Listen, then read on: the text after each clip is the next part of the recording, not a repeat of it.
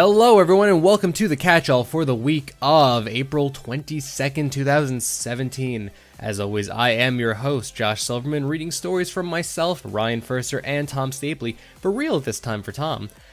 Let's get into the news. In the final station, you set off on the rails to explore a world under attack. It was a game that by the end had left me damn near shaking with an experience that I was unlikely to forget. Now Tiny Build has announced and released a DLC add-on for the final station titled The Only Traitor. In The Only Traitor, you trade a train for the open road as you go on a road trip, exploring locations both new and old. There's also the added mechanic of having a companion on this trip, one you choose based on different stats who will affect your gameplay differently. Probably one who will not just be a game mechanic, but an actual mechanic as well. The kind that fixes things, not sets how a game will be played. Yes, I'm pretty sure we all have an understanding on how mechanics are defined. The final station, The Only Traitor, is out now on Steam. And go check out my review for the final station. I think it was one of the first video reviews we did when we changed the format. It's a good review. It's a good game. Go watch, I'll wait here.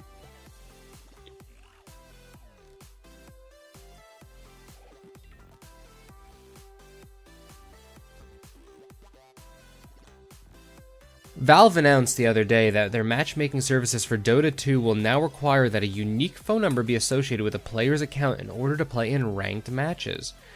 They're hoping this will stop the act of smurfing, where players make a separate account to play without any real consequences. Not to be confused with the act of using the word smurf to replace words inappropriately.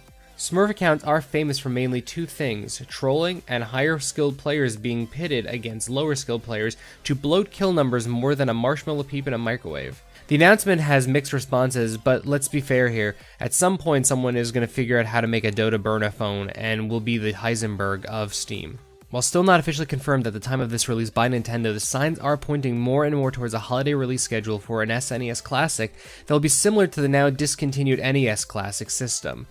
As the article points out, the NES Classic sold out quicker than toilet paper at a laxative convention.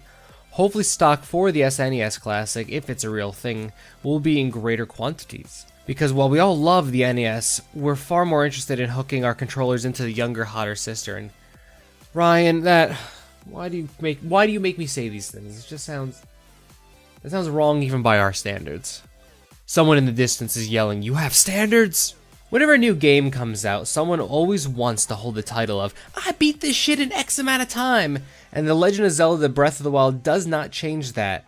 The first 100% speedrun was completed by Twitch user Zalika, pretty sure I'm saying that correctly, probably not, and it only took them 49 hours. Now bear in mind, this isn't just story that he needed to complete, it's finding every collectible, upgrading every armor, and finding all those damn Korok seeds. It's shit! Zalka stated the speedrun would have gone faster, but at the 30-hour mark, he took a little nap.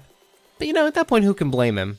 That is the catch-all for this week. Thank you all for joining us for this fun-filled journey through gaming news from the past week.